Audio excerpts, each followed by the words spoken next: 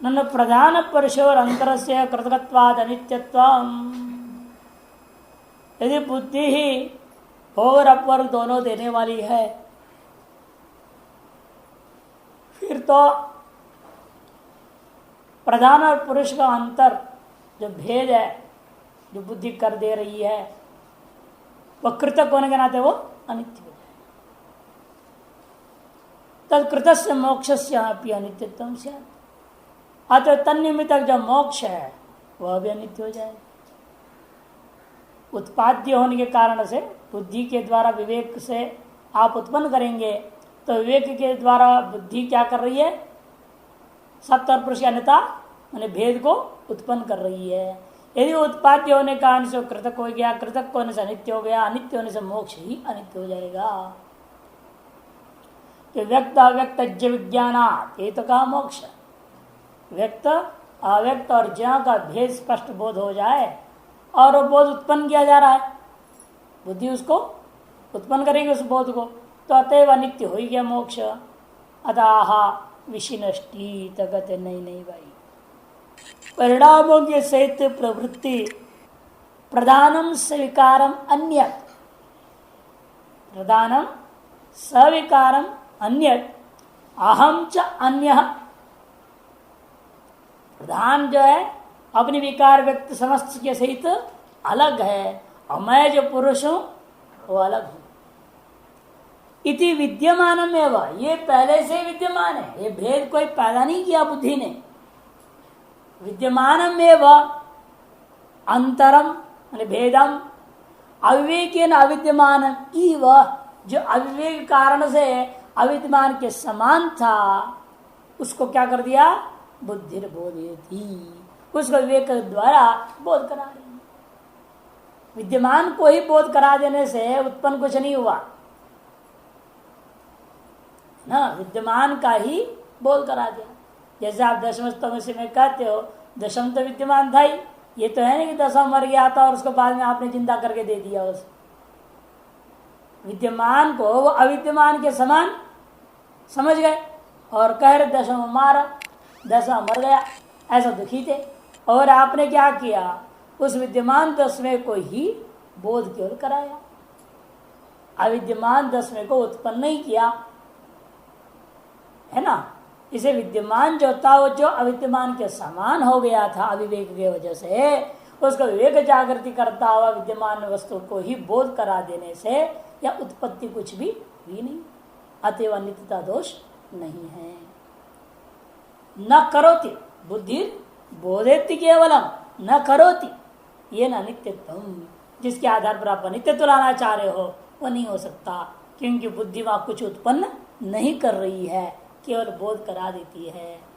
सूक्ष्म दुर्लक्ष्यम तदंतर मित्र, बोध कराने की जरूरत क्या पड़ गई? क्योंकि वह जो भेद था वह अत्यंत सूक्ष्म है, दुर्लक्ष्य है। वह आसानी से इतना अनादि काल में कभी अविवेक के कारण से विद्यमान भेद अविद्यमान के समान होकर तादात्म्य अध्यास जो हो गया है उसको भंग करना इतना आसान नहीं रहा, क्योंकि वह अध्यास ऐसा है, इतनी सूक्ष्म है, उस सूक्ष्मता के कारण से उस भेद का ग्रहण नहीं कर पाते। जैसे दूध और जल है, दोनों भिन्न है, कोई संशय ही नहीं है, लेकिन दूध में जब जल डाल दिया गया वह भेद का विद्यमान रहते हुए भी जब दूध में जल मिला दोगे तब भी वहां भिन्नता पूर्वक क्यों रह रहा है? दूध और जल मिश्रित काल में भी वो भिन्न भिन्न ही है, लेकिन ऐसे अविद्यमान के समान हो गए, आप लाख कोशिश करो आप अलग नहीं कर पाएंगे। कर सकता है? ये तो हंस पक्षी को भगवान ने वरदान दिया है, वो पानी को छोड़कर दूध को पी जाता, ऐसा कहा जाता है। देखा किसी नहीं है? था किसी जमाने में, अभी होगा पता नहीं कहीं, ये कैसे कह दो नहीं है। इतना विशाल सृष्टि में हम लोग दुनिया के हर कोने कोने थोड़े देख रखे हैं, हर जंगल में कहाँ है कहाँ नहीं है, कैसे ठेका ले लेंगे? कहीं नहीं है दुनिया में, हो सकता है। लेकिन हम लोग जैसे सुनते हैं, जहाँ तक है हम लोग जो सामान्य ज्ञान है आम जनता की उसके अनुसार कहीं उपलब्ध नहीं हो रहा है, दिखाई नहीं दे रहा है। तो जिस प्रकार से दूध में जल विद्यमान, भेद विद्यमान रहने पर भी वह अविद्यमान के समान हो गया, और यदि आपके अंदर सामर्थ्य आ जाए, ऐसी कोई क्षमता उत्पन्न हो जाए, आप उसको भिन्नता पूर्वक देख लेंगे, ये दूध है, ये जल है। जैसे आजकल आप लोगों ने लैक्टोमीटर, एक मीटर बन गया है, वो मीटर को डाल दो उसमें, वो बता देगा उसमें कितना जल है कितना दूध है। अलग तो कर नहीं सकता है कोई मशीन, किंतु इतना बना दिया कि कितने अंश में जल है कितना अंश दूध अनुमान कर सकते हैं आप, उसे बता देता है मीटर। अब एक ही तरीका होता है अलग करने का आम आदमी के लिए, उबालो उसको, खूब उबालो उबालो उबालो, और वह सारा वाष्प इकट्ठा करते जाओ, उस वाष्प जो बोतल में ऊपर ठंडा पानी छोड़ दो, वो पानी होते जाएगा वाष्प।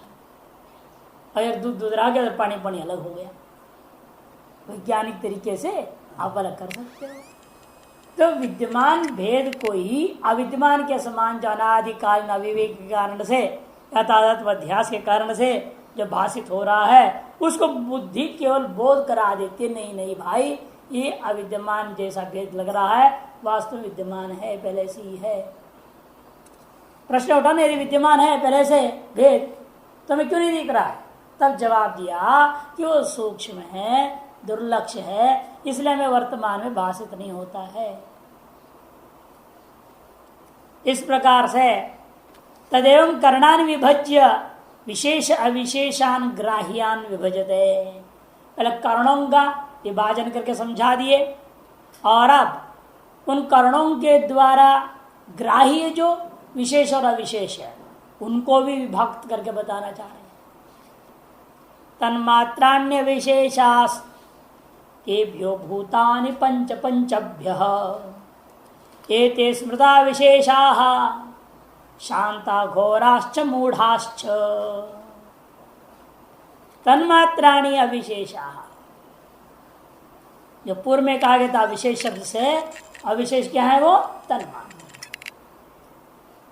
जो तन्मात्रा है वो अविशेष है। और तेभ्यो, उन्हीं तन्मात्राओं से, पंचभ्य, उन पंच तन्मात्राओं से, पंचभूतानी, जो पंचभूत उत्पन्न हो जाते हैं, और भी जो भौतिक सृष्टि है वो सारी चीज का नाम विशेष है।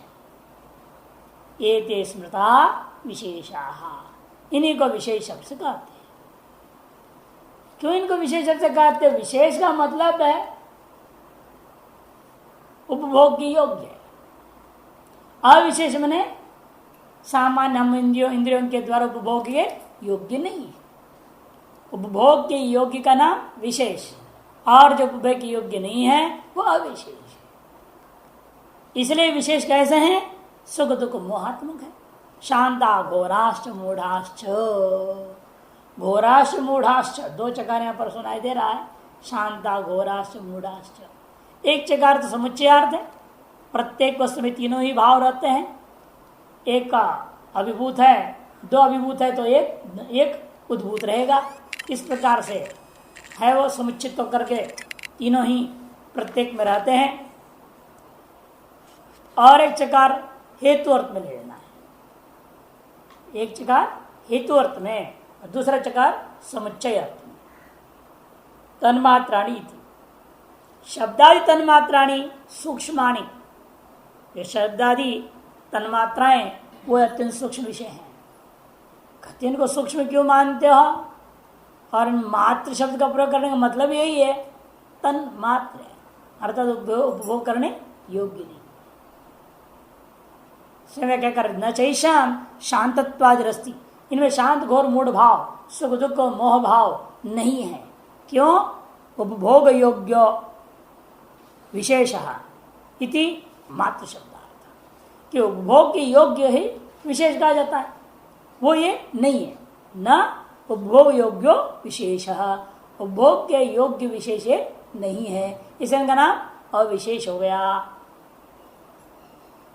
इसी को ज्ञापन करने के लिए मात्र शब्द प्रयोग, इति मात्र शब्दार्थ, यही मात्र शब्द का अर्थ है। अविशेषान उक्त्वा विशेषान वक्तुम उत्पत्तिम एषा आह। अविशेषों को कह करके आप विशेषों को कहने के लिए उन विशेषों की उत्पत्ति पहले कहना पड़ेगा। इससे पहले उनकी उत्पत्ति के बारे में कह रहे हैं। तेभ्यो भूतानि इति, तेभ्य माने तन्मात्रेभ्य, उन तन्मात्राओं से, यथा संख्यम एक द्वि त्रि चतु पंचभ्य भूतानि आकाश अनिल अनल सलिल अवनि रूपाणि पंच।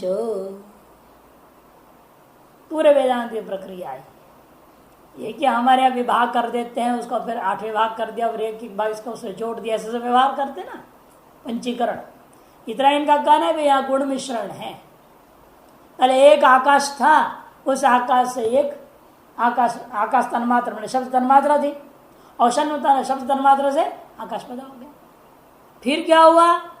द्वि आकाश शब्द तन्मात्रा और स्पर्श तन्मात्रा, और शब्द स्पर्श तन्मात्रा जो उत्पन्न हुआ ये दोनों मिलकर के वायु को पैदा किया। इस प्रकार से एक द्वि त्रि चतुः पंच भूतानि, कौन से? आकाश, अनिल मने वायु, अनल मने अग्नि, सलिल मने जल, अवनि मने पृथ्वी, रूपाणी पंच। ऐसे पंचभूतों की उत्पत्ति हुई। किनसे? तेभ्य मने पंचभ्य तन्मात्रेभ्य, उन 5 तन्मात्राओं से इस तरह से उत्पन्न हो जाते हैं सभी। अस्तु एतेषाम उत्पत्ति विशेषत्व की मायातम इत्यतः। ठीक है, इनकी उत्पत्ति, इन भूतों की उत्पत्ति मानने पर भी इनके विशेष होने पर क्या सिद्ध होता है? इनके विशेष रूप पता जो आ गया है, इससे क्या लाभ होगा? कि तन्मात्राओं से आपको सुख दुख मोह नहीं होता। तन्मात्राएं जो सूक्ष्म भूत हैं, अपंचीकृत पंच महाभूत कभी किसी को सुख दुख मोह नहीं देते हैं। पंचीकृत पंच महाभूत तो होता नहीं स्वप्न दृश्य, लेकिन वहां तो नहीं ये नहीं है। वहां पर भी पंचीकृत पंच महाभूत के ही विषय हैं, लेकिन यादृशी बाहर है जागृत काल में व्यवर्तव्यत्वेन, तादृशी स्वप्न काल में स्वप्न जगत सब कुछ है। क्यों नहीं? वहां भी सारे व्यवहार आप करते हैं। वहां जो रोटी खाते हो उससे वहां का भूख मिटता है कि नहीं मिटता है? ये तो जगने के बाद जब मिथ्या हो गई तब आप बोलते हो। जैसे ये जो ठोस भूत है, पंचभूतात्मक जगत है, वैसे मेरा स्वप्न जगत नहीं था, इसलिए मिथ्या है। इस जागृत में आने के बाद मिथ्या हुई, तब आपने कहो कल्पित दृश्य था, और वो कल्पित दृश्य पंचीकृत पंच महाभूतात्मक नहीं था। ये सब बात की कहानी है। लेकिन यावत काल पर्यंत स्वप्न है, तावत काल पर्यंत वह पंचीकृत पंचभूतात्मक की है जगत, और सारा सत्य है, इसमें कोई संशय नहीं है। उसकी मिथ्यात्व सिद्धि तो जागृत काल में आकर के हुई। इसे हम कई बार वेदांत पाठ में बोलते हैं, यदि स्वप्न काल में स्वप्न की मिथ्यात्व हमें बोध हो जाए तो मुक्त हो जाएगा आदमी। या स्वप्न काल में स्वप्न जगत मिथ्या मालूम ना भी कोई आपत्ति नहीं हमें, लेकिन स्वप्न में पहुंचने पर जागृत की मिथ्यात्व के भान वहां हो जाए तो भी मुक्त हो जाओगे। लेकिन समस्या ये है दोनों कटेंगे दोनों कट जाएगा ना, क्योंकि इसी के संस्कार से बने हुए हैं। ये कट जाए तो वो भी कट जाएगा। लेकिन होता क्या है, स्वप्न काल में न स्वप्न जगत मिथ्या हो जाए, न तो जागृत मिथ्या हो रहा है, कि जागृत में आने के बाद मात्र स्वप्न मिथ्या हो जाता है। तो कई बार स्वप्न में स्वप्न देख रहे हैं, तो उस समय तो वो मिथ्या होता है। नहीं होता है ना, तब भी उसे पता होता है ना स्वप्न में स्वप्न देख रहे हैं। नहीं मालूम होता, जगने के बाद ही आप ये बात ध्यान में आता है। वहां एक के अंदर एक दिखता हो तो भी आपको मालूम नहीं होता, उस समय मालूम नहीं होता। उस समय बोध हो जाए यह स्वप्न जगत मिथ्या है तो काम सिद्ध हो गया। वहाँ जो स्वप्न में स्वप्न मिथ्या कहते हैं ना, वो एक ही स्वप्न है पूरा, हाँ, अलग थोड़ी होता है। आप सो रहे मन, आप कहा कि मैं सपने में मैं स्वप्न देख रहा हूँ, तो वो एक ही तो स्वप्न नहीं, इनका एक ही स्वप्न में आगे ना, कि मूल स्वप्न का भंग तो हुआ नहीं। वहां भी एक जागृत है, दूसरे स्वप्न है। मन आप सो गए, यहाँ पर यहाँ के दृष्टिकोण से आप कह रहे हैं स्वप्न में स्वप्न, वहां के दृष्टिकोण से एक जागृत एक स्वप्न है ना। वहां के जागृत के दृष्टिकोण में वहां का स्वप्न भले मिथ्या हो गया, यानी इस जागृत दृष्टिकोण से समस्या यही है कि यदि कहीं भी जहां भी हम रह रहे हो, जैसे यहां आने के बाद वहां का मिथ्या सिद्ध हो जाता हो, उसी प्रकार से वहां जाने के बाद यहां की मिथ्या सिद्ध यदि हो जाए तो काम हो जाएगा। अथवा यहां रहते हुए हम चाहते हैं कि यहां भी ये जागृत हमारी मिथ्यानुभूति हो जाए।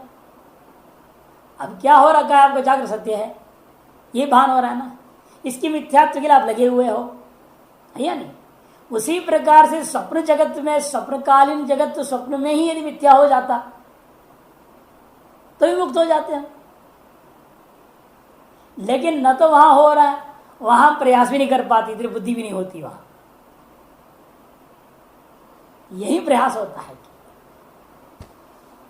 यही प्रयास में तो वहां क्या होगा? है?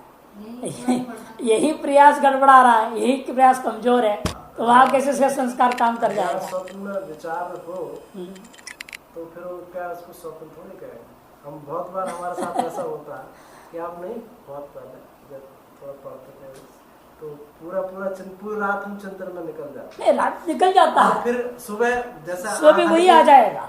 नहीं, जैसा सोए ना कुछ पढ़ते हुए तो पूरी रात वही चलेगा, चिंतन ये तो होता है। और फिर हम बैठ के उसको लिख भी लेते थे, आँख खोली लिख लिए फिर सो गए। तो फिर उसको जैसा पूरे जाग गए तो वो हमारा लिखा हुआ और जो जागृत में विचार बिल्कुल कुछ भी अंतर नहीं होता, हाँ एक ही होता है। इसमें कुछ होता है, इस तरह की घटनाएं तो हम लोगों के साथ भी खूब हुए। लेकिन समस्या ये होती है ना, वहां विचार चलने के बावजूद भी, यहाँ के विचार के आधार पर वहां विचार चलने के बावजूद भी, वह विचार के आधार पर वहां की मिथ्या सिद्ध हुआ गया। जैसे यहाँ विचार चलते वक्त यहाँ का मिथ्यात्व सिद्ध नहीं है, उसी और वहां भी उसी विचार के आधार वहां विचार चला और वहां मिथ्यात्व सिद्ध हुआ नहीं। कि विचार चलना महत्वपूर्ण नहीं है, विचार का फल मिथ्यात्व सिद्ध हुआ गया वो महत्वपूर्ण है, वो नहीं हुआ ना। इसे भले रात भर चलते रहे विचार तो भी कोई अंतर पड़ता नहीं। उसको क्या स्वप्न कहेंगे, जागृत कहेंगे, क्या कहेंगे उसको? है? क्या कहेंगे? वो स्वप्न है, वो स्वप्न ही है। स्वप्न में सटीकता क्यों आती है? आ जाती है, संस्कार बन गया वो। कई बार सटीकता क्या, कई बार हमें तो ये आश्चर्य हुआ। एक बार एक रूप सिद्धि के बारे में सुधाटी का एक पुस्तक आती थी, सुधाटी का, वो प्रक्रिया को देते थे संक्षेप में, लेकिन उसमें एक जगह पर एक रूप की प्रक्रिया में अधूरा दिया हुआ था और समझ में नहीं आ रही थी कैसे बनेगा। वहाँ शायद कुछ लोप था, कुछ था, किस सूत्र से हो रहा है क्या समझ में नहीं आ रही थी। उसी चिंतन करते करते हम सो गए तो रात्रि में स्वप्न में समझो चाहे कुछ भी हो, हम तो स्वप्न में कहते हैं उसको, जवाब निकल गया और उसी समय उठा और खट से लिख दिया। लिखने के बाद वापस संतुष्टि हो गई, भाई जवाब निकल गई, मैंने लिख दिया हूं, और फिर वापस नींद में चले गए। जगने के बाद देखा मैंने, जबकि वो जवाब जागृत में नहीं मिली थी, मिली उस स्वप्न में, और बिल्कुल सही था। इसलिए यहां क्या समान होना नहीं, यहां से भी विलक्षण भी हो सकता है वहां पर। इसी विचार के आधार पर उसके हल भी वहां निकल सकते समस्याओं का, लेकिन मिथ्यात्व सिद्ध होता नहीं। कारण क्या है, जिस विचार को जो भी लेकर के हम वहां सोए हैं और वहां अनुभव वह निरंतरता बनी हुई है, कंटिन्यूटी बना हुआ है विचार का, उस विचार का आधार यहाँ क्या था वही आधार वहां भी बना हुआ है। यहां विचार काल में जगत की सत्यत्व का संस्कार है, वो संस्कार वहां भी रहेगा, अतएव वहां मिथ्यात्व नहीं हो पाता है।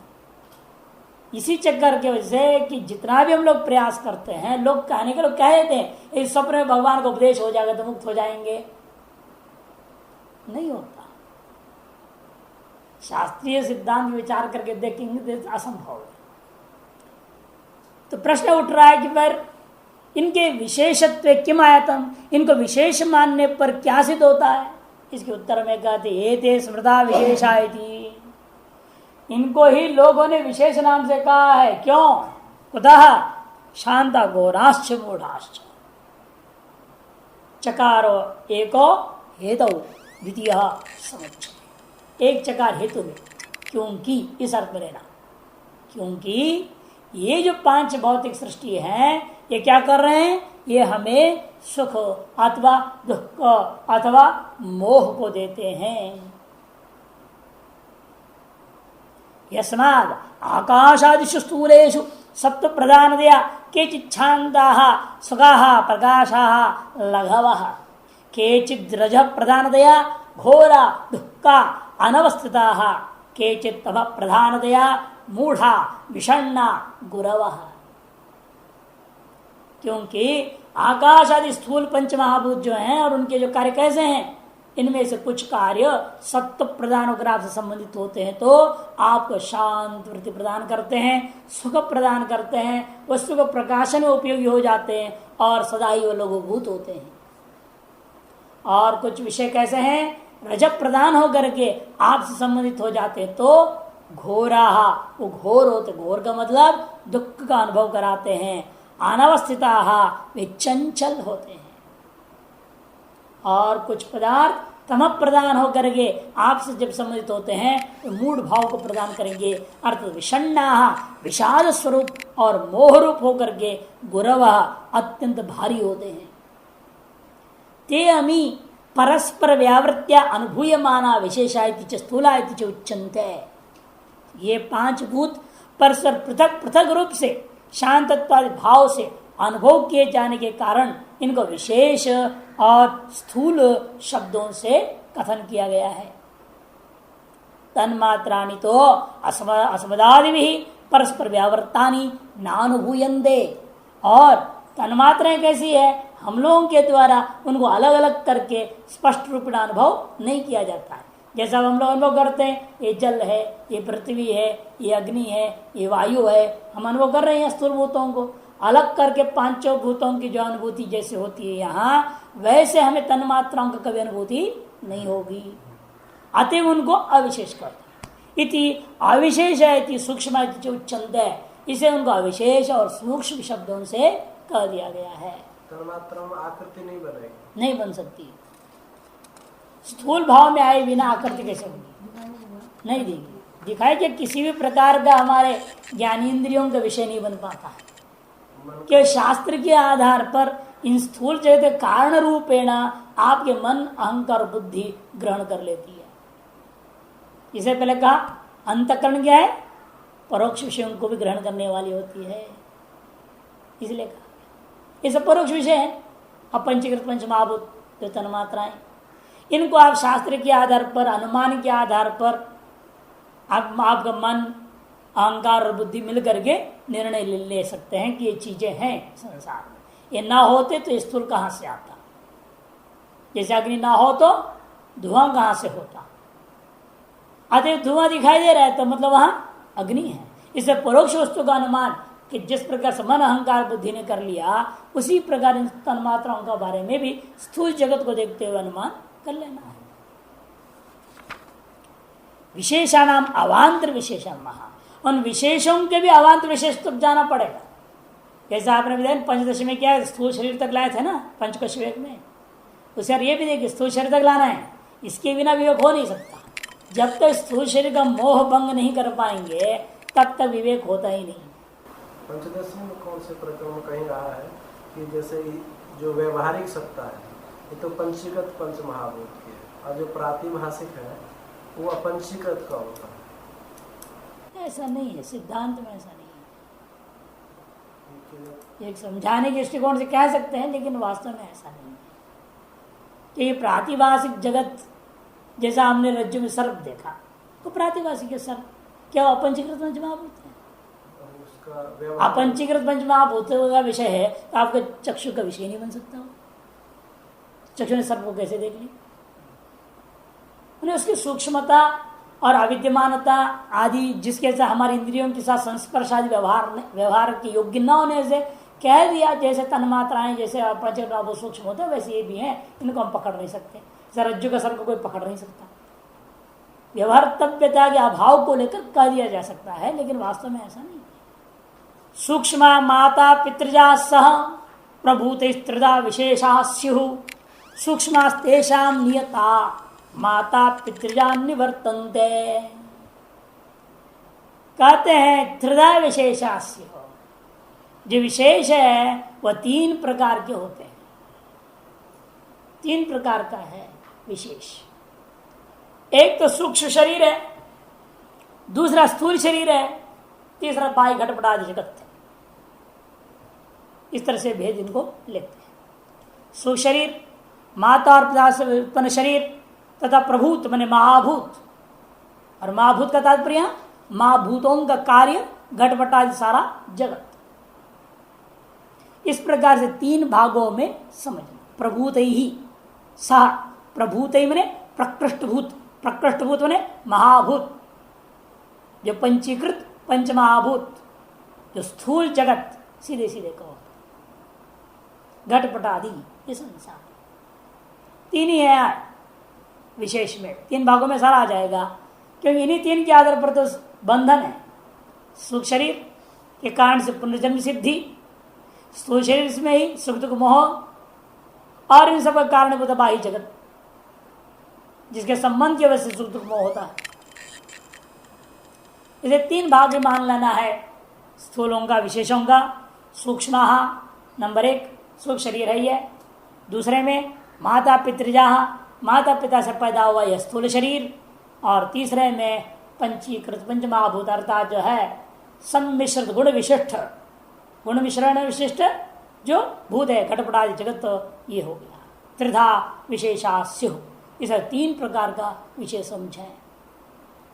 इनमें से तेषा मध्य, इन 3 प्रकारों में से जो पहला वाला है सूक्ष्म, वो नियता यावत मोक्ष पर्यंत अथवा यावत महाप्रलय काल पर्यंत वो विद्यमान रहते हैं। किंतु माता पितृजा, माता और पिता से जब पैदा हुए स्थूल शरीर है, वो बारंबार मरते हैं और जन्म लेते रहते हैं। निवर्तन्ते सूक्ष्म त्रिधा विशेषास्युरिति तान विशेष प्रकारान आह। त्रिधा विशेषास्यु ऐसे कह करके उन विशेषों के 3 प्रकारों को वर्णन करने जा रहे हैं सूक्ष्म इत्यादि कारिका से। सूक्ष्म माने सूक्ष्म देह, परिकल्पिता सूक्ष्म देह। ये सूक्ष्म देह क्या है? वे परिकल्पिता। देखिए सांख्यकार ने क्या शब्द प्रयोग कर दिया। यहाँ भी ये सब सत्य नहीं है, परिकल्पित ही है, क्योंकि प्रकृति का जो विषम अवस्था है सारा का सारा कल्पित ही है यावत मोक्ष पर्यंत। इसे उस पुरुष को एक बार प्रकृति का असली स्वरूप दिखाई देगा, दोबारा बंधन में आता नहीं, सदा के लिए मुक्त होता है, कल्पनाएं समाप्त हो जाती है उसके लिए। परिकल्पिता। और माता पितृजा, और माता पिता से जो जन्य है वो 60 कोशिका, 6 कोशात्मक है समझो। स्थूल शरीर ये 6 कोश कौन है? स्वयं समझा रहे। तथा मातृत्व तो माता से 3 कोश मिलता है, लोम लोहित मांसानी। लोम लोहित मांस ये 3 माता के शरीर के कारण से होता है हर जीव में। और पितृतस्तु पिता से स्नायु अस्थि मज्जाना यदि 6 कोशा। स्नायु मने नाड़ी संस्थान, अस्थि मने हड्डी, और हड्डी के अंदर मज्जा। ये 3 चीजें पिता का शरीर की वजह से होता है। इति 6 कोशा। लेकिन शारीरिक में भाष्य में अलग बात कही है, शंकराचार्य ने अलग बात कहा है। और एक शारीरकोपनिषद भी, एक उपनिषद का नाम है शारीरकोपनिषद। वहां के आधार पर अलग ही बात है। देखिए उन्होंने बहुत सारी चीज गिनाया, बता रहा हूं। केश, श्मश्रु, लोम, तीनों से आप लोम ही ले सकते हैं। केश तो केश है, श्मश्रु में भी केश ही है, लोम भी केश ही है। 3 लेकिन अलग अलग गिना दिया मैंने। अस्थि, नख, दंत, ये 3 भी हड्डियात्मक ही हैं। शिरा, स्नायु, धमनी, ये जो नाड्यात्मक ही हैं। रेत प्रकृति, स्थिराणी पितृजानी, ये स्थिर वस्तुएं शरीर के अंदर ये पिता से होने वाले हैं। स्थिराणी केश श्मश्रु लोम अस्थि नख दंत शिरा स्नायु धमनी रेता प्रवृत्ति स्थिराणी पितृजानी। माता से हाँ, ये तो मैं विषय अंतर दिखाने के लिए मैं बोल रहा हूं। और उन्होंने क्या लिया, देखो मांस को लिया, जैसे उन्होंने कहा मांस कहा, वो भी मां से है, वो यहां पे ले रहे मांस शोणित, शोणित में लोहित खून, ये दोनों तो समानता है, लोम में गड़बड़ हो गया। मांस शोणित मेदो मज्जा, मज्जा को उन्होंने पितृज कहा था और यह मज्जा को मातृज कह रहे। हृत नाभि यकृत प्लीहा गुदा प्रवृत्तिनी मृदूनी मातृजानी इति शारिकोक्ते है ना। मांस शोणित मेदो मज्जा हृद नाभि यकृत प्लीहा गुदा प्रवृत्तिनी मृदूनी मातृजानी, ये अंतर है। यहाँ सांख्यकार ने जो ये तो लिखा है अपने वाचस्पति मिश्र, वाचस्पति मिश्र टीका में लिखा है ना, ये तो इन्होंने कहा मातृज लोम है, पितृज मज्जा, और वो उपनिषद में उल्टा है, मातृज मज्जा है, पितृज लोम है, विपरीत में। और किस आधार पर लिख रहे हैं तत्व कौमुदीकार भगवान ही जाने क्या आधार है उसका। यदि षट कोशाहा, इसे षाट कौशिक कहते हैं शरीर को। प्रकृष्टानी में महांति भूतानी प्रभूतिनी प्रभूतानी तैस, महांति भूतानी मैंने जो स्थूलता को प्राप्त किए भूत, उनके सहित तीन प्रकार हो गया। सुख शरीरम एको विशेष मातृपितृजो द्वितीय महाभूतानी तृतीय। सुख शरीर नामक पहला विशेष पदार्थ है, मातृपितृज नामक जो स्थूल शरीर है ये द्वितीय विशेष पदार्थ है, और महाभूतात्मक संपूर्ण जो घटपटा संसार है वो तृतीय विशेष है। महाभूत वर्गे च घटादि नाम निवेश, और भी स्पष्ट करते हुए कह दिया महाभूतों के वर्ग में ही घटादि विशेषों को भी समाहित कर देना।